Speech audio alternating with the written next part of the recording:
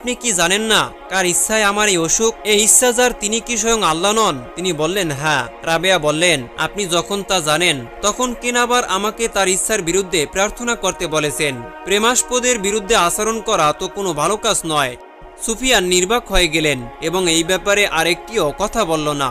আর তখনই তিনি চলে গেলেন সেখান থেকে। রাবেয়ার আরেক বন্ধু তার অসুস্থতার খবর শুনে তার বাড়িতে চলে আসলেন। বন্ধু মালিক দিনার এসে দেখেন রাবেয়া ঘাসের মাদুরের উপরে শুয়ে আছেন এবং তার মাথার নিচে ছিল একটি ইট যা বালিশের কাজ করছিল এবং তার পান করা ও অজু করার জন্য ছিল একটি ফাটা কলসি।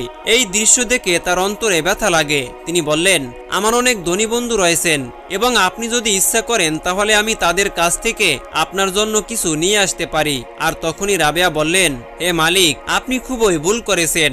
আমাকে এবং তাদেরকে যিনি দৈনন্দিন জীবিকা দিয়ে আসছেন তিনি কি একই ব্যক্তি নন? মালিক বললেন, হ্যাঁ। তাই তিনি বললেন, তিনি কি দরিদ্রদেরকে তাদের দরিদ্রদের কারণে ভুলে যাবেন এবং ধনীদেরকে তাদের ধনীর কারণে মনে রাখবেন? তিনি বললেন, না। তখন তিনি বললেন, তিনি যখন আমার অবস্থা সম্পর্কে জানেন তখন আমার আর তাকে স্মরণ করিয়ে দেবার কি থাকতে পারে? তিনি যা ইচ্ছা করেন আমাদেরও তা ইচ্ছা করা উচিত। বন্ধু মালিক তখন চুপ হয়ে গেল।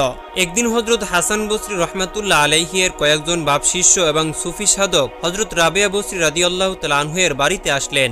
আল্লাহর মর্জি ওই দিন ওই সময় রাবেয়া বসরির ঘরে দুটি রুটি ছাড়া আর কোনো খাবার ছিল না। বিচক্ষণ বুদ্ধিমতী রাবেয়া বসরি লক্ষ্য করলেন যে মেহমান কয়েকজন খুবই ক্ষুধার্ত, সুতরাং একজন ক্ষুধার্ত মেহমানের সামনে মাত্র দুটি রুটি কিভাবে দিবেন? রাবেয়া তাদের সাথে কুশল বিনিময় শেষে তাদের সাথে মধুর মধুর আলোচনায় ভুলিয়ে রাখলেন আর মনে মনে ভাবছেন কি করা যায়। এক পর্যায়ে মেহমান একজন রাবেয়া বসরিকে বলল, আপনার ঘরে কি কিছু খাবার হবে?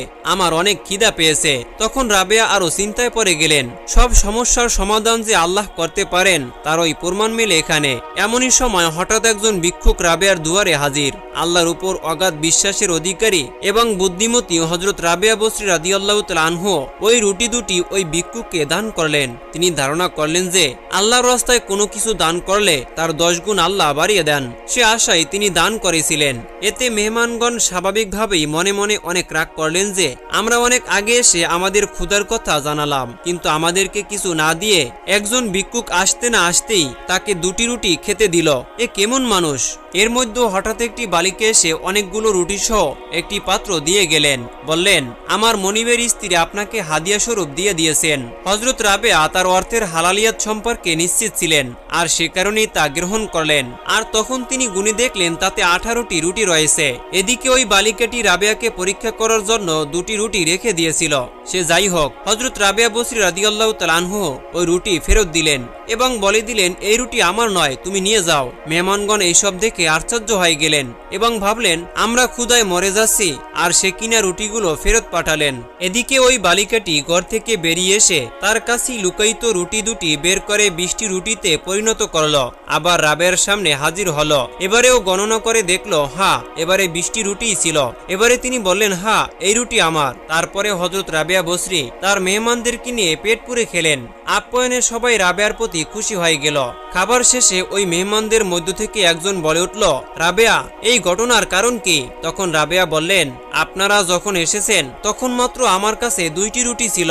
আপনাদের এই ক্ষুধার্ত অবস্থায় মাত্র এই 2টি রুটিতে কাহারই ক্ষুধা মিটত না। এই মুহূর্তে ভিক্ষুক আশায় তাকে দিয়ে দিলাম এবং এই আশায় যে 2টি রুটি দান করলে 20টি রুটি পাওয়া যাবে। কারণ আল্লাহ পাক রব্বুল আলামিন বলেছেন যে যদি কোনো বান্দা আমার রাস্তায় কিছু দান করে তাহলে আমি তার 10 গুণ বাড়িয়ে দিব। তাই আমার 2টি রুটির 10 গুণে 20টি রুটি পাবার আশায় দান করেছিলাম। যখন ওই মেয়েটি রুটি নিয়ে এসেছিল তখন গুনে দেখলাম যে তাতে 18টি রুটি রয়েছে, কিন্তু আমার রুটি পাবার কথা 20টি। কেননা আল্লাহ পাক রব্বুল আলামিন তো ওয়াদা ভঙ্গ করেন না। শেষের বার যখন 20টি রুটি পেলাম তখন আমি বললাম, হ্যাঁ, এই রুটি আমার। তাপসী হযরত রাবেয়া বসরির মুখে মেহমানগণ এভাবে অগাধ বিশ্বাসের পরিচয় পেয়ে তারা নিজেদের মনোভাব পোষণের কারণে লজ্জিত হলেন। তারা রাবেয়া বসরির কাছ থেকে বিদায় নিয়ে চলে গেলেন। এরপর তিনি কিছু না খেয়েই তখন তিনি 7টি রোজা রাখলেন। ক্ষুধার তাড়নায় অসুস্থ এবং অস্থির হয়ে পড়েছিলেন। ওই সময় তার ঘরে কোনো খাবার ছিল না। রাবেয়ার উপরেও শুরু হলো আবারও ইমানের পরীক্ষা।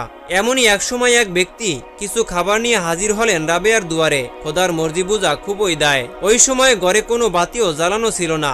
এবারে রাবেয়া বসরি খাদ্য খাবার জন্য ঘরের ভিতরে গেলেন আলো জ্বালাতে।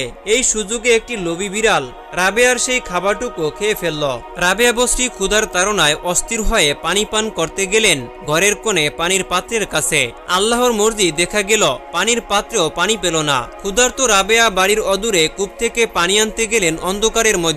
শারীরিক দুর্বল রাবেয়া আছার খেয়ে পড়ে গেল, পা কেটে গেল রাবেয়ার। শুধু তাই নয়, হাতও ভেঙে গেল রাবেয়ার। এবারে তিনি স্থির হতে না পেরে জায়নামাজ বিছিয়ে নামাজে দাঁড়িয়ে গেলেন। নামাজ শেষে দুই হাত তুলে মাওলা পাকের দরবারে ফরিয়াদ জানালেন, ইয়া রব্বুল আলামিন, তুমি আমার সাথে কি ব্যবহার শুরু করে দিলে? তুমি কি আমাকে তোমার রহমত নাজ নিয়ামত থেকে বঞ্চিত করতে চাও? ইয়া রব্বুল আলামিন, তুমি তোমার সবকিছু থেকে আমাকে বঞ্চিত করো, আপত্তি নেই, কিন্তু তোমার ভালোবাসার ছোঁয়া থেকে আমাকে দূরে সরিয়ে দিও না। চোখের পানিতে তার বুক বেসে গেল।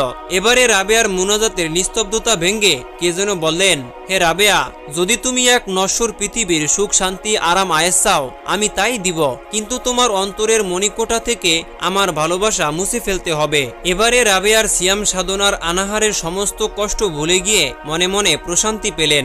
রাবেয়া মুনাজাতের মধ্যে বললেন, রব্বুল আলামিন, তোমারে বান্দি দুনিয়ার কিছুই চায় না, চায় শুধু তোমার ভালোবাসা আর তোমার দিদার। মাওলারে, আমি যেন দুনিয়ার সমস্ত কিছু ভুলে গিয়ে তোমার প্রেমের সাগরে জাপ দিয়ে তোমার মধ্যে একাকার হয়ে যেতে পারি। তোমার এই রাবেয়াকে সেই তৌফিক দান করো। পূর্বের চেয়ে সিয়াম সাধনার পরিমাণটা আরো বাড়িয়ে দিলেন। যখনই সুযোগ পেতেন তখনই নিয়াত করে সিয়াম সাধনা শুরু করে দিতেন। একদিন এক লোক এসে রাবেয়াকে জিজ্ঞেস করলেন যে, আপনি শয়তানকে কিভাবে ঘৃণা করেন? রাবেয়ার জবাব শুনে অবাক হতে হয়। তিনি বললেন, কারো সম্পর্কে কোনো কিছু না জেনে ঘৃণা করা বা কোনো মন্তব্য করা উচিত না। আমি তো আল্লাহর দিদার লাভের প্রচেষ্টায় এতই ব্যস্ত যে শয়তান সম্বন্ধে কোনো কিছু জানার বা চিন্তা ভাবনা করার সময় পাই না। সুতরাং তার সম্পর্কে ঘৃণা করার প্রশ্নই আসে না। রাবেয়ার এই কথা শুনে ওই লোকটি ভাবতে লাগলেন, একটা মানুষ কিভাবে এতটা আল্লাহর প্রেমিক হতে পারেন। একদিন এক রাতে একটি লোক এসে দেখল যে রাবেয়া বসরি তার ডান হাতে পানি এবং বাম হাতে আগুন নিয়ে দাঁড়িয়ে আছেন। লোকটি রাবেয়ার এই অবস্থা দেখে জিজ্ঞেস করলেন, আপনার এই অবস্থা কেন? আপনি আগুন আর পানি নিয়ে কি করবেন? জবাবে হযরত রাবেয়া বসরি বললেন, আগুন দিয়ে খোদার বেহেশত জ্বালিয়ে দিব এবং পানি দিয়ে দোজকের আগুন নিভিয়ে ফেলব, যাতে করে কোনো মানুষ বেহেশত আর দোজকের আশায় আল্লাহ পাক রব্বুল আলামিনের ইবাদত না করে। এই বেহেশত দোজক ধ্বংস করার পরে যারা ইবাদত করবে তারাই হবে আল্লাহর প্রকৃত বান্দা। ইহ জগতের আরামায়ের সুখ শান্তি ভোগ বিলাসের প্রতি রাবেয়ার কোনো সময় আকর্ষণ ছিল না।